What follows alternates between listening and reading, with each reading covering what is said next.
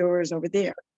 Good evening, everyone, and good morning. We are in two different time spaces, if you will, two time zones, almost you could say cosmic away. We are in the evening, our guest is in the morning, loving the jam, loving the vibe. But good evening, everyone. This is Carol Sue, aka Naughty Boss, live in two different time zones with two Sisters. Hey, good evening, everyone. Of course, as Carol Sue said, it's evening for us. My name is Janice, aka Wellness Diva 5.0, and it is Fantabulous Friday for our amazing guests.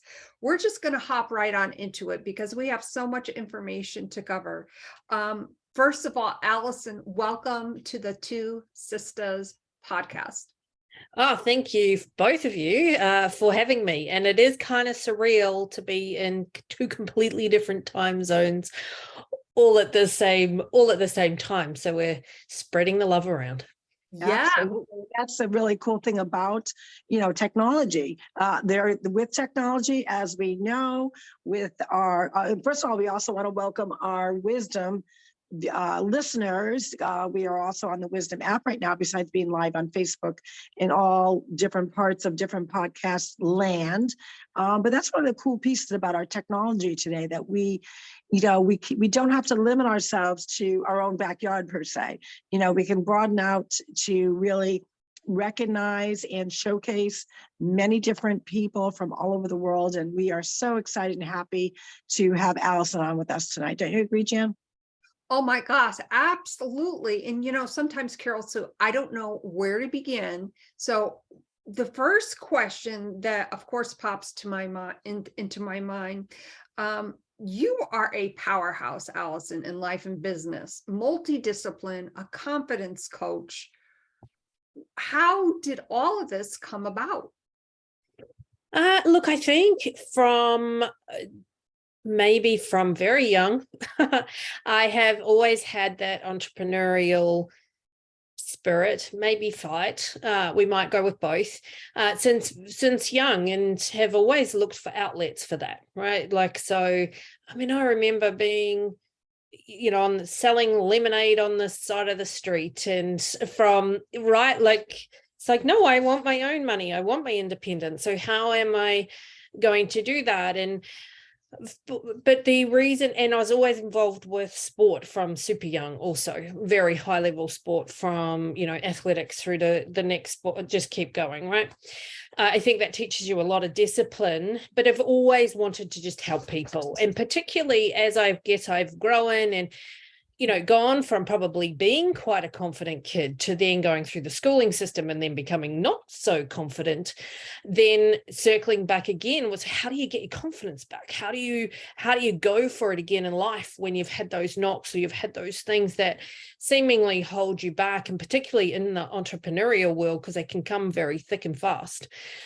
So going back through that and learning that to build successful businesses, success in many multidisciplinary, all sorts of different sport as well. That's how I am here today. Well, that, Wow. that is so typical and not typical. I mean, I know that as soon as you said lemonade stand, I started cracking up, because I also had a lemonade stand. It was pretty fancy for back then in the 60s. My brothers actually built me a wooden lemonade stand, and literally, we were up high, and lemonade was coming, and we were on a street that was a corner. So I had customers going from yay all over the place, and I ran that for, I think 3 or 4 summers in a row. And at the time, at least for me, it was more about, again, having that spirit of giving to others, making some little bit of change. Back then, I think we were selling for, I don't know, a quarter, if that. But little did we know, and I'm not sure that's the same for you, that's, that we knew what it meant from a grown-up's perspective. You're thinking, oh, this is cool, this is fun. And when you finally, recognize your craving for being your own boss, being your own entrepreneur, setting, your life and your standards of quality of living based on your demands, and your time and energy, most people will kind of look back and what was the influence? What drove me to this? Because let's face it, most people do not wake up knowing they want to be an entrepreneurial type spirit or their own boss. It takes a lot of energy, it takes a lot of hard work, a lot of heartache, a lot of disappointment, but the perseverance of knowing I'm going after this just comes fast and furious. And then when you reflect on the early beginnings, it's kind of funny. Yeah, I think so. I agree. I don't think we wake up thinking, wow, I want to be an entrepreneur. I don't even know if I knew what that meant back then, right? Like it certainly wasn't something that was spoken about when I grew up, whereas now it's much more common language, which I think is fantastic.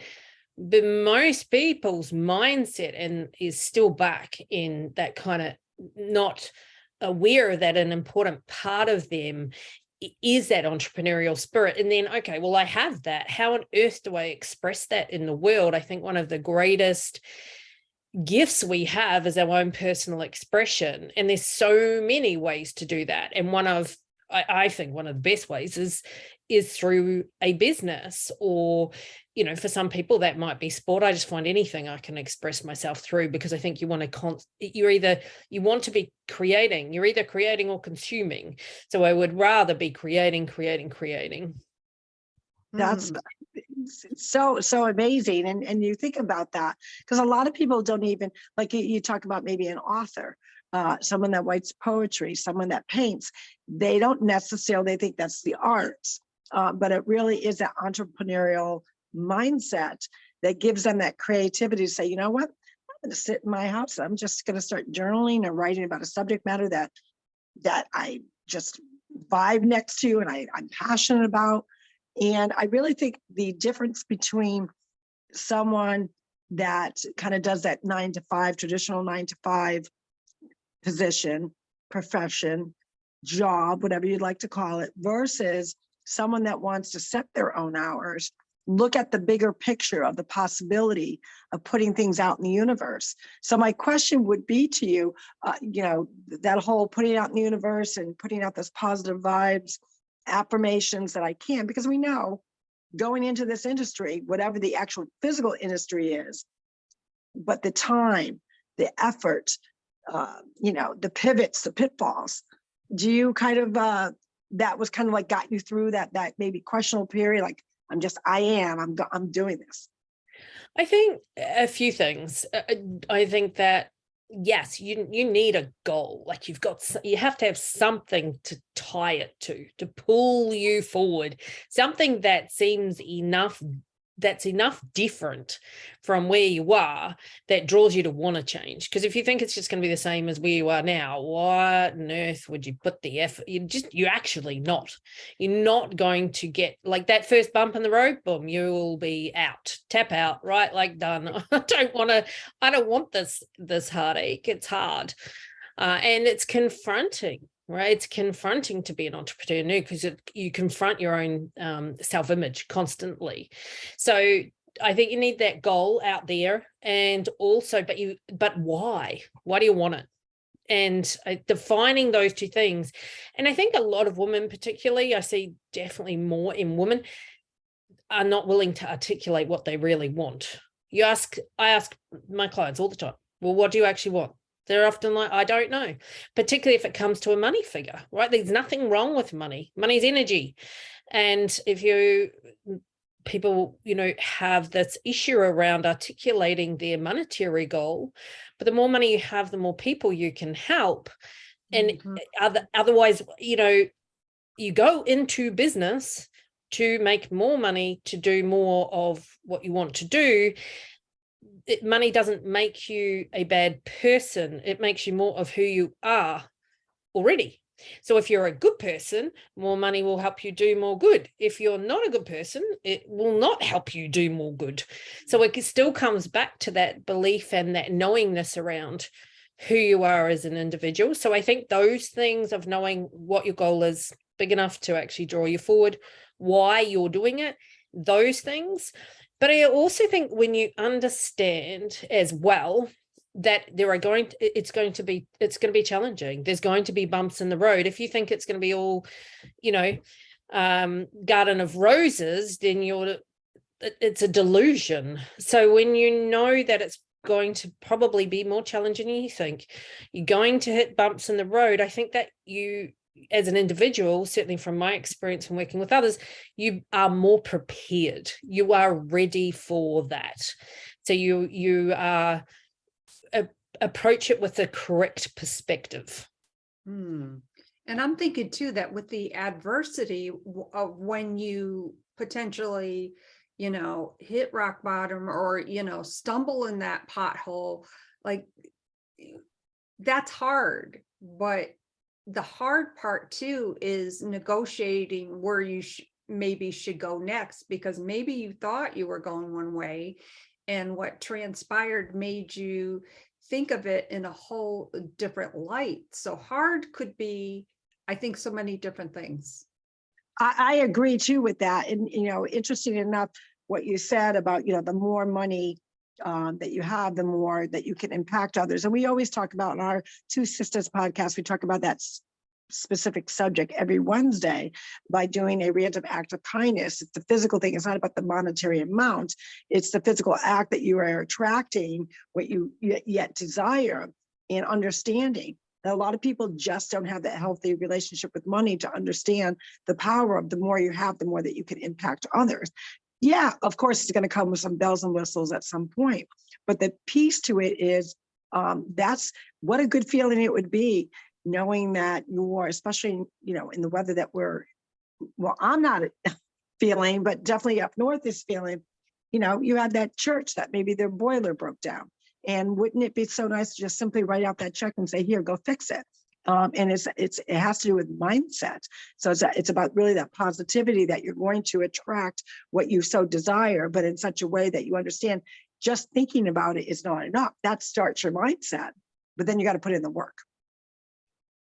Absolutely, have to follow it through with action, because the action is where the confidence comes, right?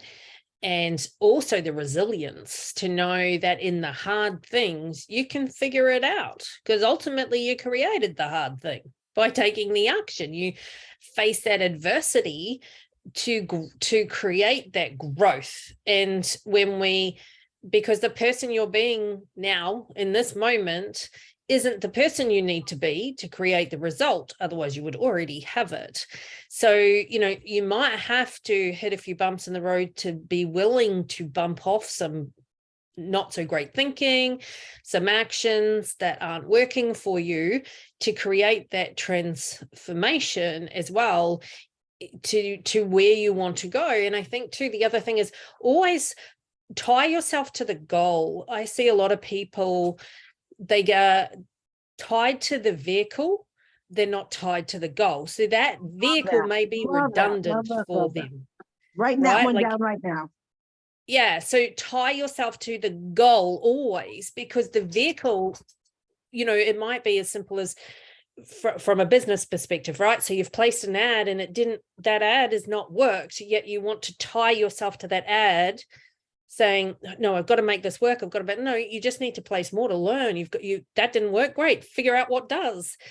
If you are, or, started a business, you've been working away at it, slogging your guts out, that's not working.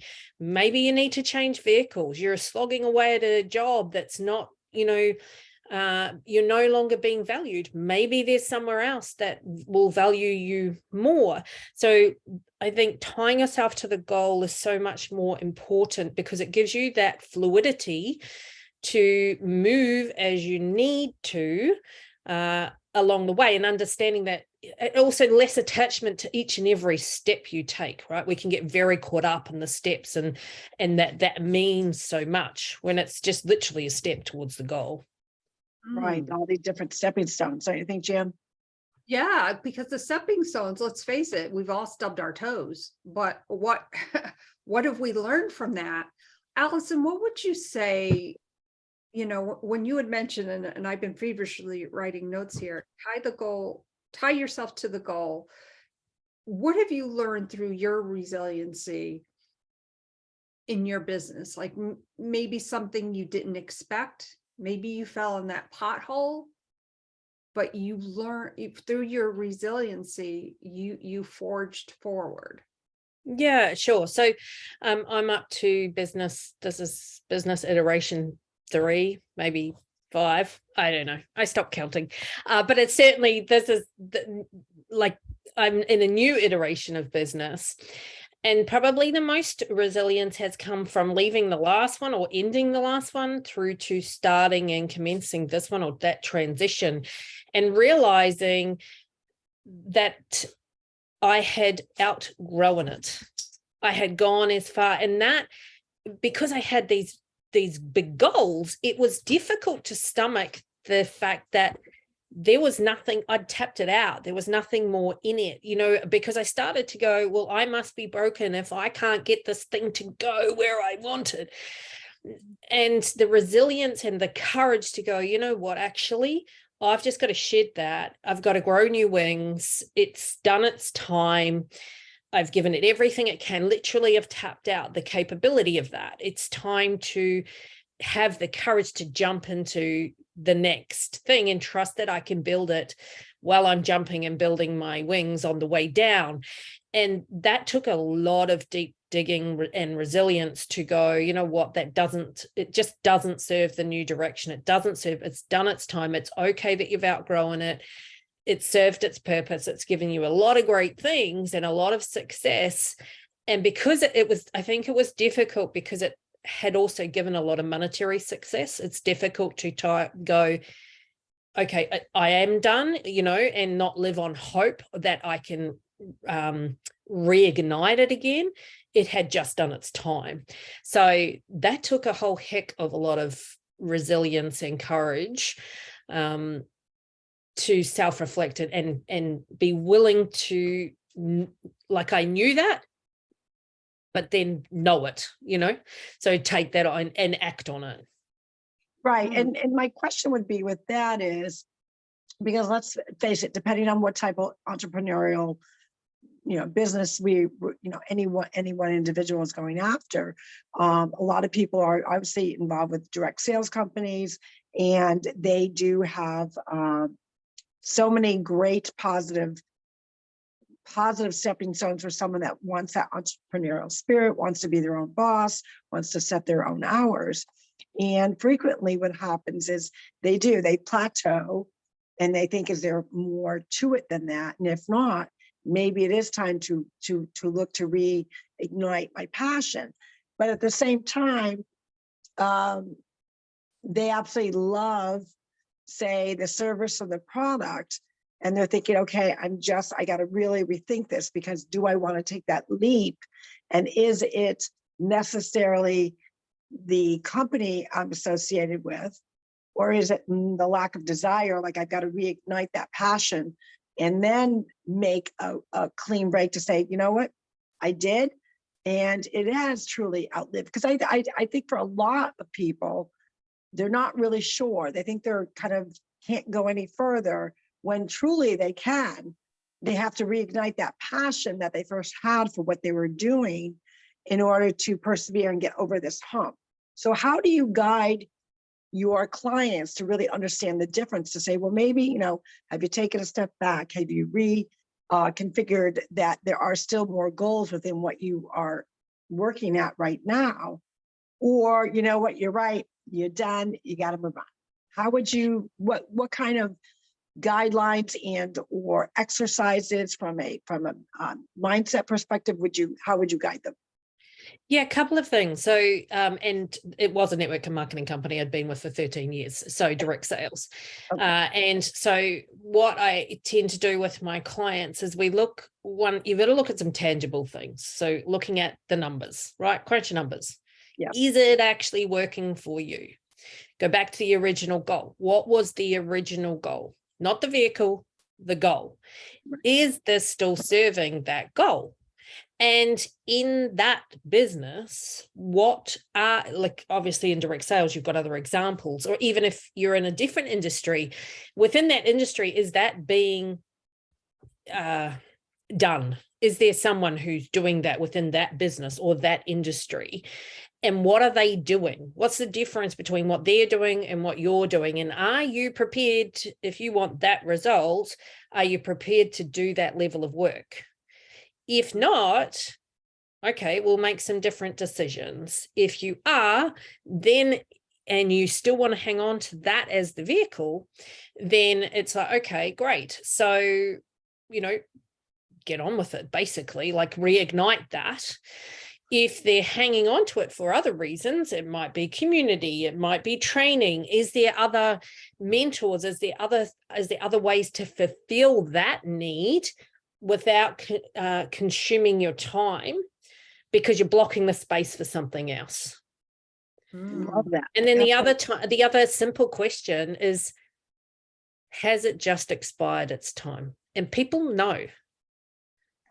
In their heart of heart, in their intuition, when you ask a person a very direct question, they know the truth. They know.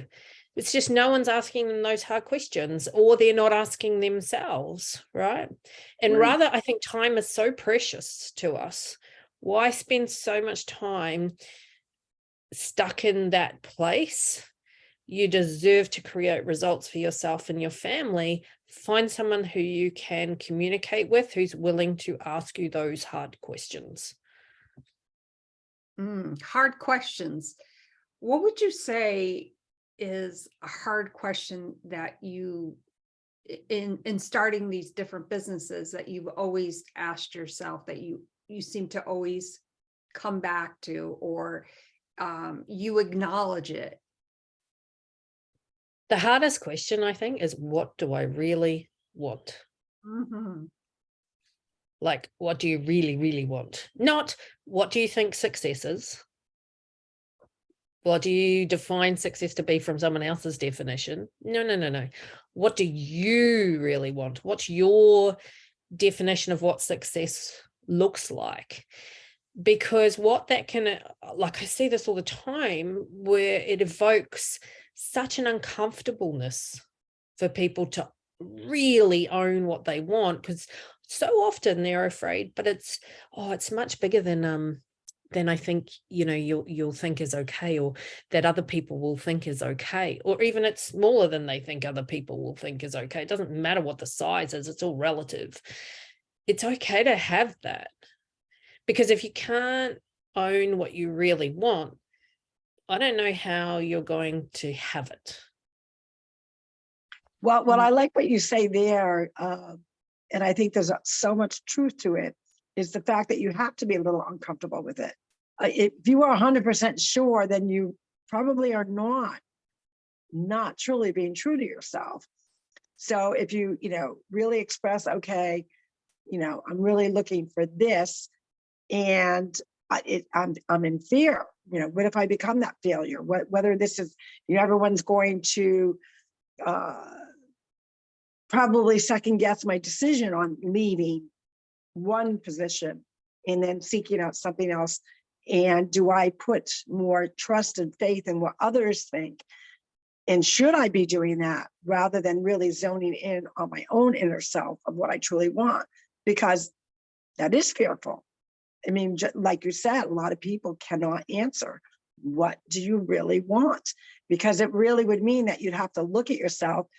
And also, there's got to be a certain amount of accountability to say, what, this didn't work out, and not make the excuse. Like, what did I contribute that totally lost my drive, that maybe that's going to switch? I recognize it, and I'm going to make sure this next adventure, this next leap of faith, that I've got to be more accountable to myself. I think part of that is a piece of that. Don't you think, Jan? Yeah, and what you mentioned something there that I caught on to, Carol. So you mentioned fearful. Mm-hmm. I mean, how often have we been fearful when we, tie ourselves to a goal, when we want to reach that goal? Are we willing to do the work? And, what will people think? Like, who gives a rat's ass, right? Like, just go for it. Put your foot on that gas pedal, whatever you have to do. And I think sometimes too, we have to really look within ourselves and say, perhaps I am not doing certain things in reference to this goal I want to do. And that can be fearful, I believe, as well. 100%. And but I also think we're never doing everything we could do. Right. Never. Right? Like, you can always do more, as if you can't do more. Does that mean you're going to go do more right now? Not necessarily, right? But to take responsibility of that, knowing like that you just actually not, ever really living to that fullest potential, because there's always more. You can always grow more, you can always learn more, and being curious and hungry enough to be that, and being willing to redefine yourself, that willingness to redefine who you are continuously and constantly, even though you might have built up a life as you are this sort of person, or you are the person that does that, then, that redefinition phase can require you to take a lot more responsibility, because you then have to be a very, very good communicator to the people around you. So you take them on the journey with you and get them on board. You've got to sell them on this new thing, right? And get them on board to take them on the journey with you, because otherwise it can be a super lonely journey and it's really, really tough. So, I think equally as part of when you can own it and take responsibility for what you want, you can then also communicate it to the people around you who are important to you to help get them on board. So everyone is pushing in the same direction, because otherwise it can become this huge push-pull. And, if one's pushing one way and one's pushing the other, we all know nothing goes anywhere. So that it becomes, you might be a solopreneur, right? But you still have a team. Your team is your household. And they still, like everyone, you got to kind of get that enthusiasm towards the goal. And it's your responsibility, because it's your goal. It's not your partner's responsibility. We can so get annoyed at someone else in our household because they're not doing their part, but it's not your goal. It's not their goal, sorry, it's your goal, right? So your responsibility is to make sure it's communicated and that you paint it in a way that they can understand, they can get on board. And also then the flip side of that is asking for the support and assistance that you require. And that is something else I work with people a lot on, is because so often people do not articulate what they need not articulate it in a way that's understood, the support and assistance they need. So they might say, oh, I'm going to be late home, and that piece of communication is expected to communicate to, and this is a client, her husband, right, that she needed him to cook dinner. And she would get really annoyed every time she'd come home late and dinner wasn't cooked. But he had no idea. How was he supposed to know, really, from I'm going to be home late? Yes, okay, we could work on assumptions. But when she went to asking, I'm going to be home late, can you make sure dinner's on the table by 6 o'clock? That gave him the space to go, oh, okay, yes. Or alternatively, no, but I can have it done by whatever. You can make different arrangements.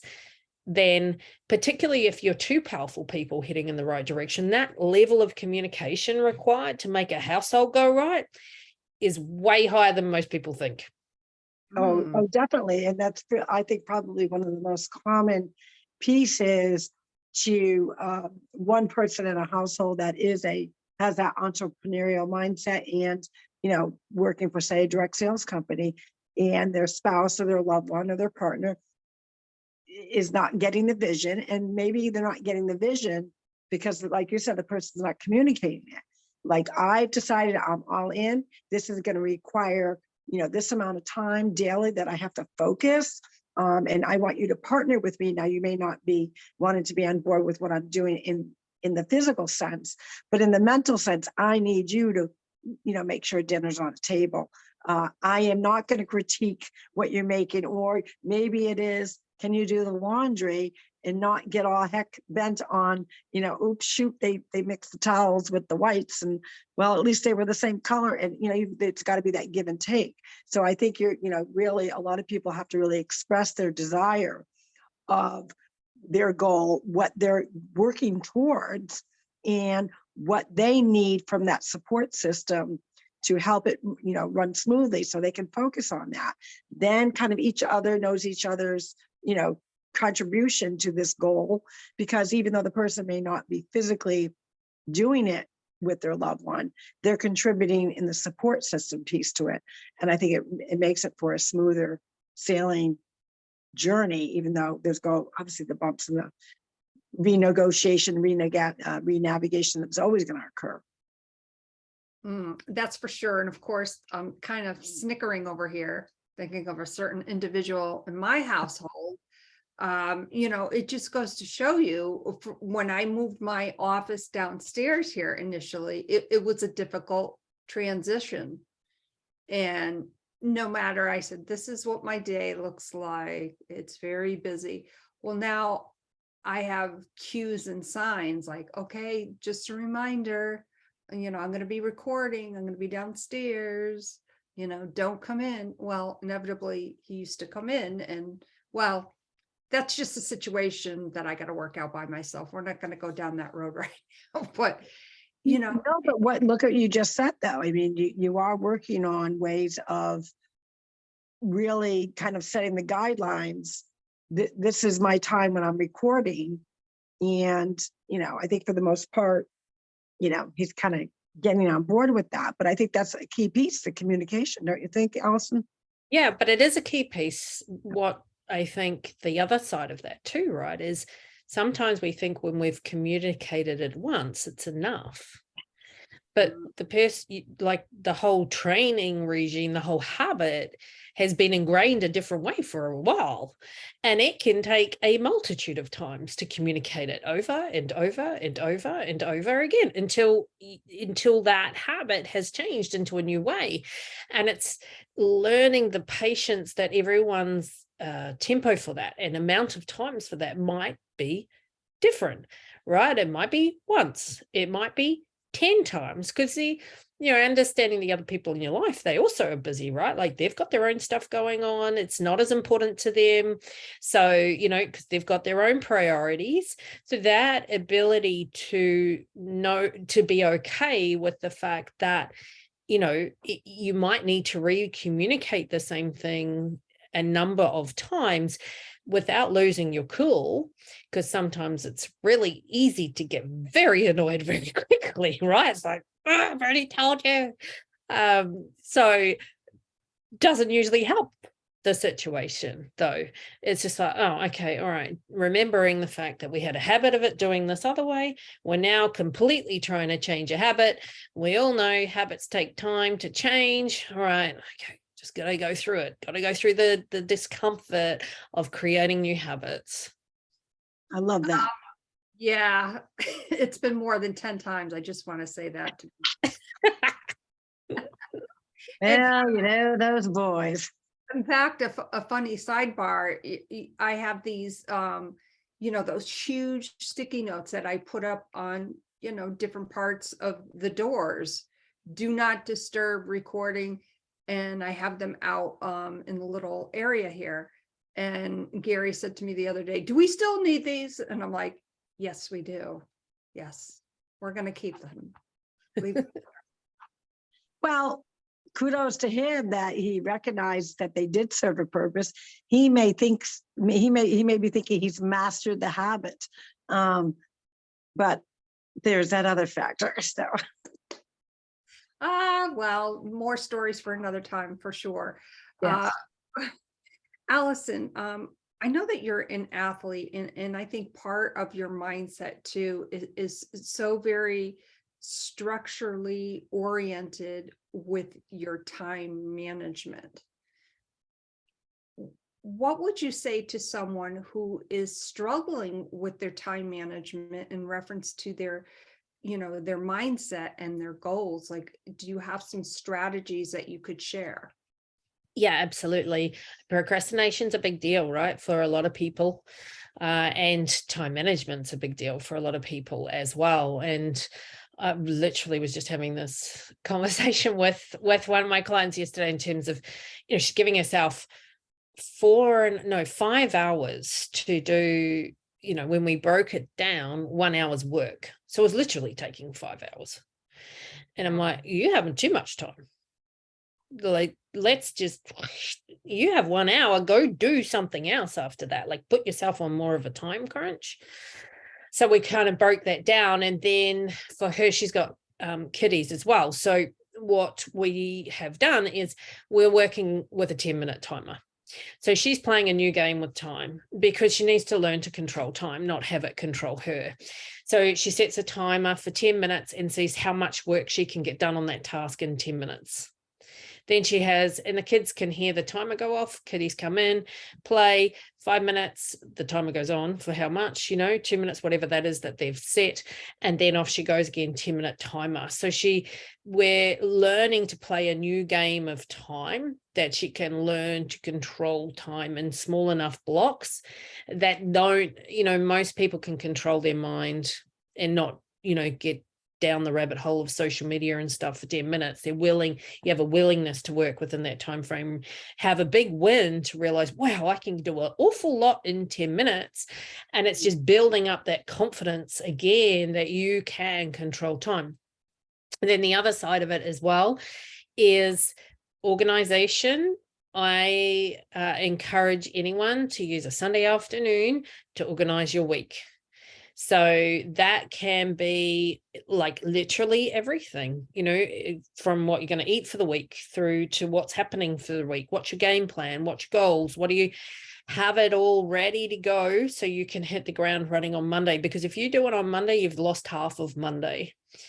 And I encourage people to get their meals organized, because for most people, thinking about what you're going to have for dinner can consume half your day. It's a waste of time and energy, and it can be putting that into something far more productive. And it might seem something that's small, but my goodness, when people take that on and do it, they're like, whoa, I just got so much time back. It's like, yeah, actually, you can probably get about 3 hours a day back, at least in thinking time. Right. And we always say, we talk about that on, really that Monday is the first day of the week from a work perspective, but that really Sunday is the first day of the week. And have you set yourself up for success in knowing, we live in a digital world, does my phone calendar agree with my written calendar, or have I been, scribbling my to-do lists on several different sticky notes, but I haven't applied them from there back into where I need to see them visually. And some people need multiple visuals to make sure they're on track.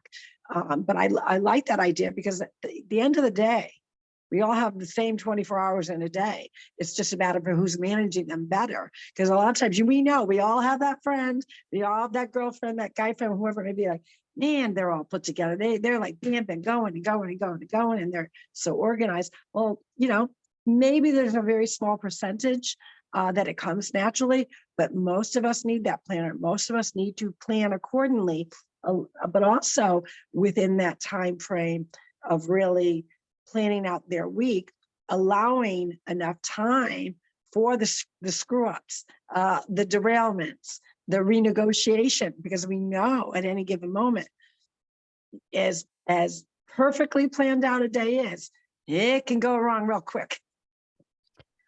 All the time, right? Yeah.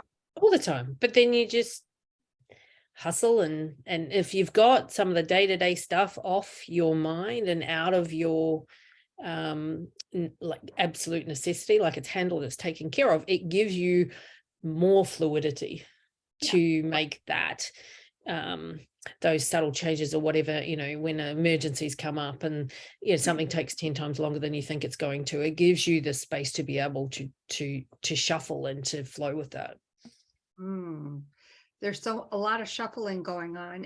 And I think too, as I had mentioned right before, Carol Sue, before you came on, before we went live, I'm renegotiating now, being back in my office. and, you know, you hear the pitter patter of the feet above. It's not to, what am I trying to say? Don't sweat the small stuff. Like, it'll all work itself out, you know. Timing can be everything. Time is a precious commodity. We all know that. And, you know, to move forward in such a way where we can be productive, we can really look at our goals and say, all right, am I really doing the work that I need to do, and adjust where you need to. 100%, yeah, because I think sometimes we can place so much significance on the little things, but that is doing is you're not looking at your goal anymore, right? It's the distraction. It's a cunning way to distract you from your goal, right? And well, if I focus on all these things, I'm not focused on my goal. We don't, sometimes there's just such a habit, but it's a habit to break where it's like, well, no, I'm heading towards my goal. It's not that big a deal. It's not a deal breaker. No. Alison, where could, you know, our viewers, our listeners, get a hold of you? I mean, there's so many entrepreneurs out there that are really trying to figure out, well, can I make this work? You know, do I have what it takes? Do I have the foresight to understand that I want to be like so engrossed with the goal of knowing that I can't just rely on the vehicle. It's about me putting in the time, the effort. Do I have that? And I'm sure that's one of those things that you really share with your clients. So how would they reach you? Yeah, absolutely. And I do work with people on locking in on that goal and having a strategy, and then the follow through, right? Because that's all super important. So they can reach me on Instagram, which is at the Alison, Alison Wheeler, Wheeler. I'm sure you'll stick it in the show notes. They can also reach me on my website, which is thealisonwheeler.com. And basically actually on any of my socials, but probably Instagram's the easiest. They can either DM me there, or I do have a link on my bio where they can book in to do a free strategy session. Love that. Wonderful. I just want to thank again all of our amazing listeners currently on the Wisdom audio app. We see some familiar names, so thank you so much for being here. Alison, this has been such an amazing conversation. I have so many more questions. I hope that you will definitely consider visiting us again real soon. Oh, I would love to. It's been a pleasure. Yeah, I already got some other questions I'm aiming for the next time. You know, you've really added so much, especially in that direct selling, direct sales space. Really understanding and knowing what you want. And really, that's the number question. So that's what we're going to ask our viewers and listeners tonight. What do you want? And then all the other pieces will start to come into place with a lot of work. But the first question is that, what do you want? With that, I'm super excited. It's Trending Thursday. So many things are trending, but I think that is the big piece. That should be what's trending. What do you want? And we look forward to listening to some of our customers, clients, listeners, viewers, letting us in on that big question. With that, this is Carol Sue, AKA Naughty Boss, live again in 2 time zones, 2 different parts of the world with TwoSistas. Hey everyone, this is Janice, aka Wellness Diva 5.0 on this Trending Thursday at night. And of course, for our amazing guest, Alison, it's Fantabulous Friday. Don't forget the question of the day. What do you want? And on that note, we shall see you again very soon. Bye for now. Take care.